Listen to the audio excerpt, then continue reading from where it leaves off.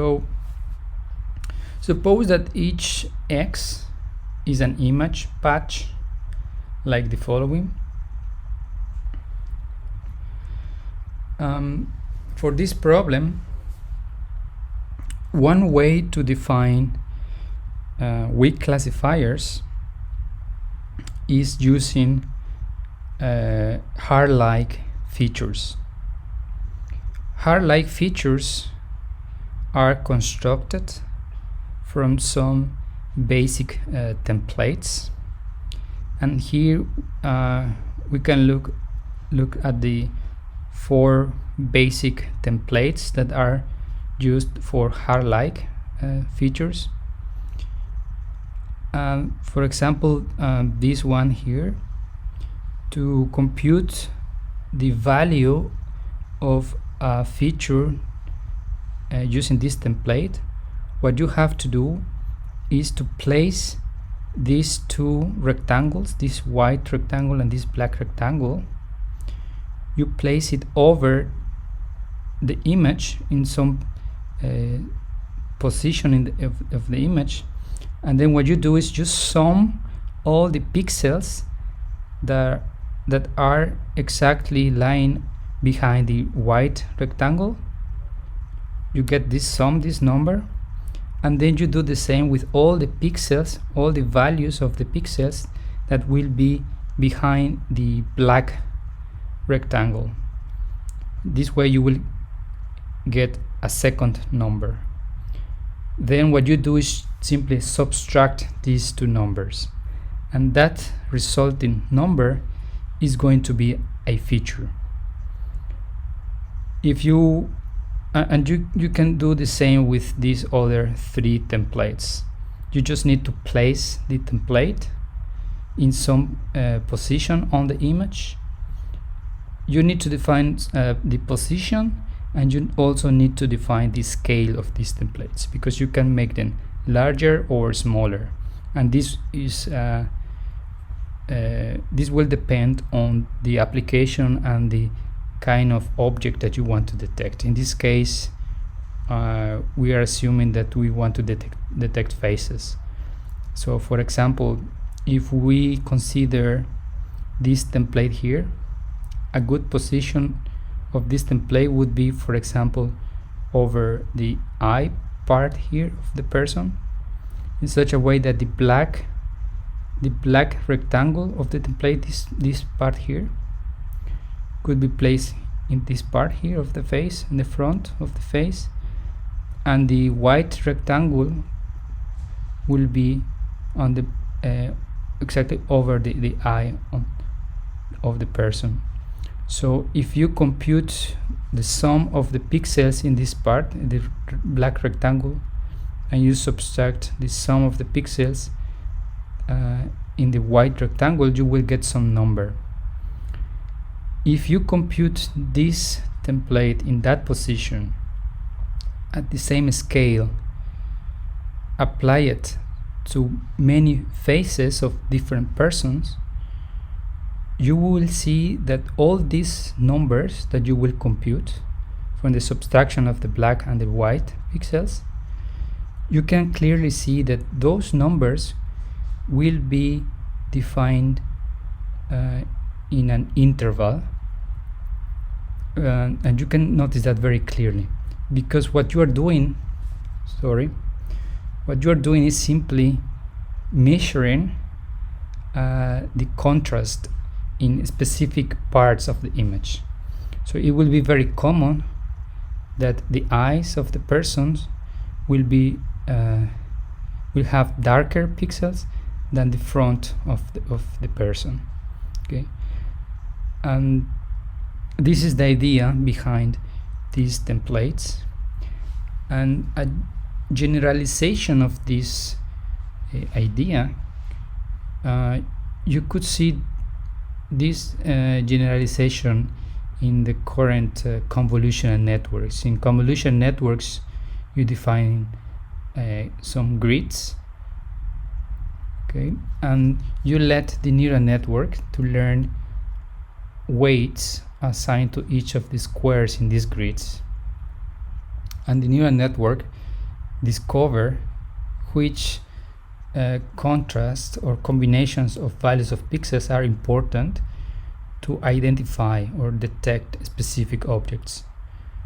So for example, this template C, if you place it in such a way that the white rectangles are on the eyes and the black rectangle is here in the nose, and again you apply this to many faces, you compute the feature, you will also see that these numbers will be in a very clear interval of numbers. So these numbers will be between some minimum and some maximum number. But if you apply this, for example, in a, I don't know, in this part of the shirt of the person, this is going to change from one person to the other, and there will be a clear pattern that you can recognize. So in this case, for AdaBoost, these hard-like features, the algorithm will need to apply them in different positions of the image. It's like an exploration algorithm where you will explore or search for the best position for a given template and what is the best scale for that template. Now here we are saying that we need to compute sums of pixels, and computing sums, it's, if you need to do it many times, then this is a slow process. But there is a trick that we can use to be able to sum the pixels that are in a patch of image, and we can compute this sum in a constant time. So the trick is to use the memory to store preliminary sums of pixels. The trick is called integral image. So the idea is that given the original image, that here we are calling the original image I, the function I, and the integral image we are calling double I.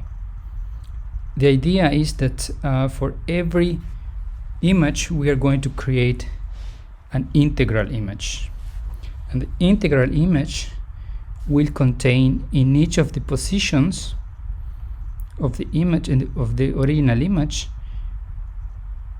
you will store the sum of the values of all the pixels that are to the left and above the position X, Y in the original image. So let me show you with an example. There are two formulas that you can apply to compute the image, which mainly consist in browsing the whole original image from left to right, from top to bottom, and be applying these recursive functions. What you are going to do is to get, for example, if you are in position, this position here, that here we are calling this position 1, the integral image, this double I function, will store in that position the sum of all the pixels that are in this square A. So all the pixels that are to the left and above this position.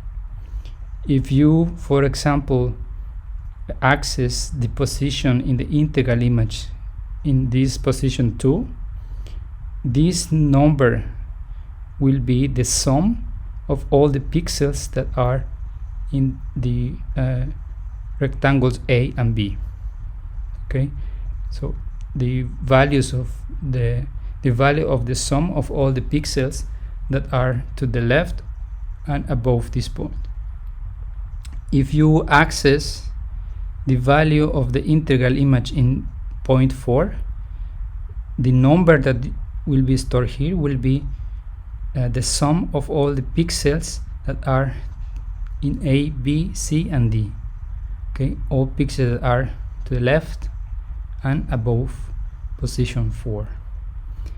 And the way you can do that is simply with using two for's loops, that you will start in the top left corner, and you will start in the first row, going visiting every pixel and updating this function s. And once you have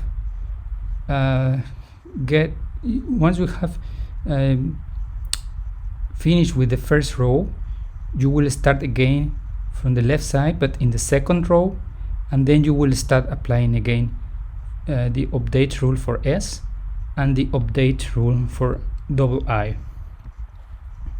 Okay, so basically s is a recursive way to keep track of the cumulative sum of the pixels to the left in the same row, and I will be the cumulative sum of all the pixels values to the left and above the position xy. So the point is that given some image, to create this integral image, you just need two for's. So if the image is let's say 1000 by 1000 pixels in size, you will need 1 million operations to create this image. But once you have created this image, this integral image, to compute the sum of any rectangle in the original image can be done in constant time. Let's see how you can do. So if you have already created the integral image and you want to know what is the sum of all the pixels in position 1, all you need to do is just to access the memory or the position of your array where you have stored the sum, from the sum of all the points, all the pixels to the left and above 1. So you just need to access your vector I. If you want to compute the sum of the pixels in A and B, you just need to access function II in the position of pixel 2. If you want to compute the sum of A and C, you just need to access the II function in position 3.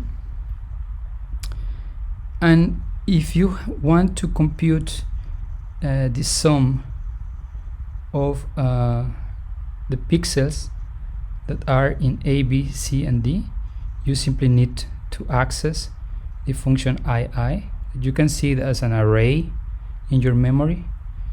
You just simply give the position x and y, and you will know what is the sum of A, B, C, and D. Now, what happens if you want to compute the sum of the pixels in a rectangle, like for example the rectangle D? So what you would need to do is first compute or access the sum in position 4. So you need to access the integral image in position 4. That is going to give you the sum of the pixels in A, B, C, and D. You need to subtract the pixels in A and B just by subtracting the integral image value in position 2. So that's why here we're saying subtract whatever the integral image has in position 2. Then you can subtract what your integral image has in position 3, so you will subtract A and C, and that's what we're saying here. Subtract whatever your integral image has in position 3. And finally, since we have subtracted 2 times the pixels in A, you need to sum 1 time whatever the integral image has stored in position 1. Okay, so you start accessing the sum in 4, subtract A and B, subtract A and C, and you sum 1 time A. And that's the way you can know the sum of the pixels in the rectangle D.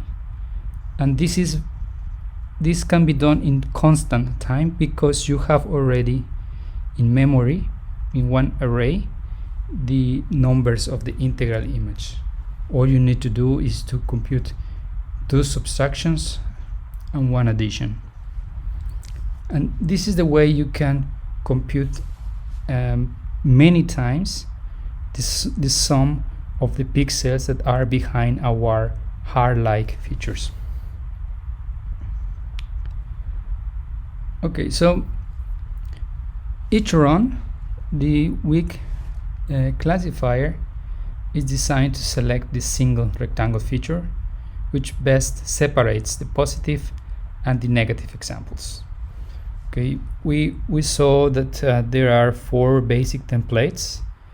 Each of these templates, when you place them in a position of the image in some specific row and column, and you do that with a specific scale of that specific size of that template, at that moment you are defining a feature. When you compute that feature for every image in your data set, you need to check what is the error of that feature. If you take that number, the resulting number of applying the feature, as a threshold and saying, okay, I will place, for example, I will place this template here in the corner, and I will evaluate that feature for every image, for every M image in my training set, and all those images that has this feature to be larger than, I don't know, 100, for example, they are going to be positive. I will consider that this image contains a face. Otherwise, I will say this is not a face. Okay, so for that specific template in that position and that size, you need to find what is the optimal threshold. I said in this example 100, but there could be many values that you will need to evaluate. So you need to find the threshold that makes the smallest error when you classify the image. So as you can see, it is a very simple rule that could have a very large error. You just need to find the threshold with the smallest error, and that is going to be let's say your first weak classifier. And in every iteration you will need to repeat that, and every time you will get a different answer, a different weak classifier, because we are going to change the importance of each of the images. So all those images that are going to be misclassified, they will increase their weight, and the next classifiers will take more care on correctly classifying all these images that were previously misclassified.